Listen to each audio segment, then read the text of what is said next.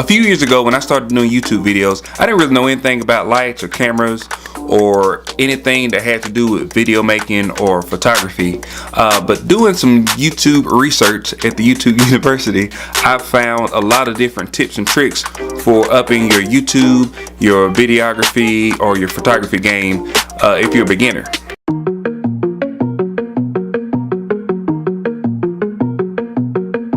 Sorry if it's hard to catch my vibe. I need a lover to trust. Tell me you're on my side. Are you down? What's up, guys? TJ here with another video. If you like these types of videos, please like, share, and subscribe. I really appreciate it. Also hit that bell icon so you can get notifications whenever I release new videos. So today's video is going to be focusing on using what is called LUTs to create a different feel. It's almost like a filter for your videos or for your photos, and you can download them from a lot of different creators. They create these LUT packages. Also, if you're using Premiere Pro, if you're using Final Cut Pro, or if you're using any kind of editing software, some of them have LUTs already built in. So I'm going to show you how I apply LUTs to my videos and how they can up your video and your photography game.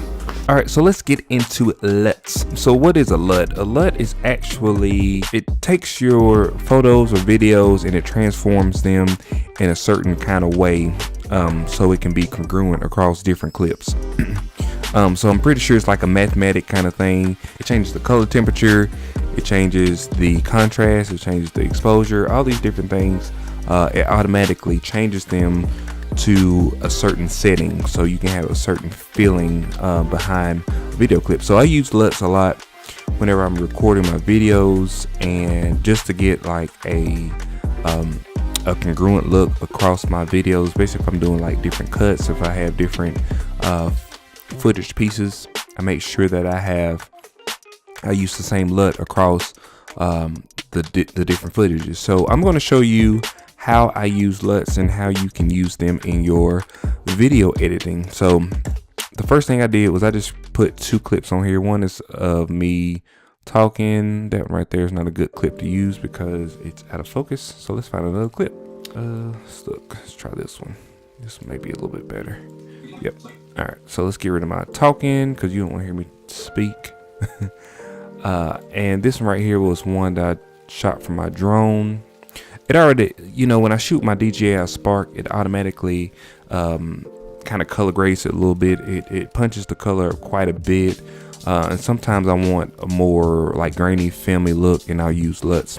So I'm going to put a link to the LUTs that I use. I only use 2 different sets of LUTs. But I will leave them in the description section and the comment section below so you can get those for yourself. So basically what you want to do is you want to click on one of the links down in the description, download the LUT, and extract it to whatever folder that you want it to be in. So once you open up Adobe Premiere Pro CC, you can go over here to Effects and Lumetri Color, and the one you want to look at is Input LUT. You click on that and you'll go to Browse and then open up whatever folder that you have. So I have a folder that's conveniently named LUTs, and I have these DJI Spark cinematic LUTs. So these are really optimized for outdoor shooting, but I have used them for my indoor videos as well. So one of the ones that I really like is the Cine. So all you have to do is click on that and you click on open, and it automatically grades your footage. So as you can see, that footage has changed quite a bit. You can see like the punch of orange here, kind of the faded background, and it kind of has like a really green kind of tone. So let's find another one. Another one that I use is Booster. So what that does is that boosts up a lot of the colors, and later on in the video I'll do a comparison of the normal video versus the color graded video.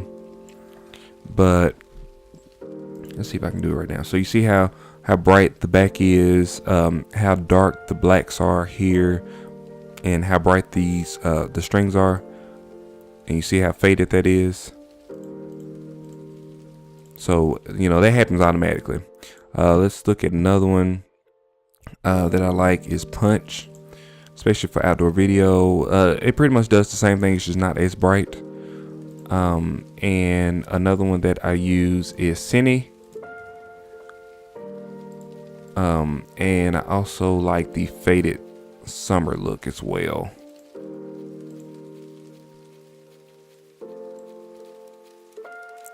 So like I said, that's really good for outdoor shooting. But what if you're indoors? What if you're doing just a normal talking video? So you can do the same thing with those LUTs, or you can choose different LUTs. So I have these vintage LUTs by Daniel Schiffer. He always comes out with LUTs. Actually, I just got an email about some new LUTs that he just came out with, and I'm going to download those. So a couple of ones that I like is the Chopper. I like that one. So that one, you can see it kind of punches out the colors, gives you more like an orange and teal look for your videos. Let's see. I also like the Polaroid.